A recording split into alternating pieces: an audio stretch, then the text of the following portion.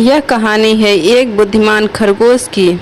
बहुत समय पहले एक जंगल में एक शेर रहता था। वह बहुत ही खूंखार था और शिकार करने में माहिर था। एक बार तो वह एक दिन के 4-5 जानवरों को अपना शिकार बना लेता था, जिस वजह से जंगल में जानवरों की संख्या घटने लगी। इसका असर पूरे जंगल में पड़ रहा था। जंगल में घट रही जानवरों की संख्या को देखते हुए सभी जानवरों ने एक सभा की, जिसमें जानवरों के कम होने की मुद्दा उठाया गया और इस बारे में सबने शेर से बात करने का निर्णय लिया। सभी शेर के पास गए और उससे अपनी परेशानी साझा की। भालू, जो कि मुखिया था, वह शेर से बोला, आप जंगल के राजा हो, लेकिन जिस प्रकार आप शिकार कर रहे हो ऐसे तो पूरा जंगल ही नष्ट हो जाएगा। आपको अपने शिकार करने की गति थोड़ी धीमी करनी होगी।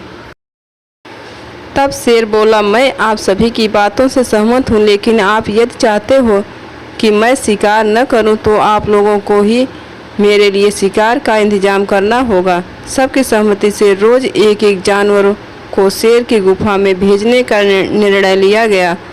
अब रोज़ एक जानवर को शेर की गुफा में भेज दिया जाता था। एक दिन आई खरगोश की बारी। खरगोश बहुत ही चालाक था। वह शेर की गुफा में थोड़ा देर से गया।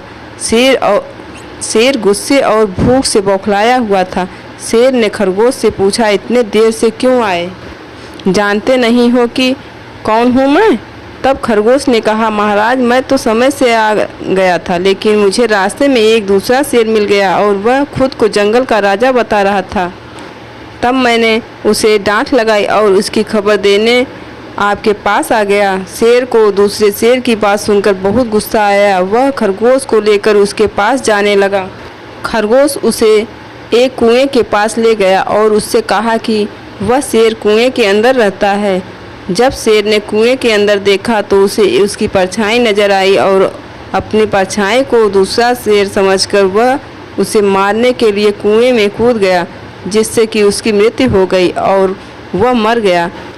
पूरे जंगल को एक छोटे से जानवर ने बड़े और खूंखार शेर से छुटकारा दिला दिया।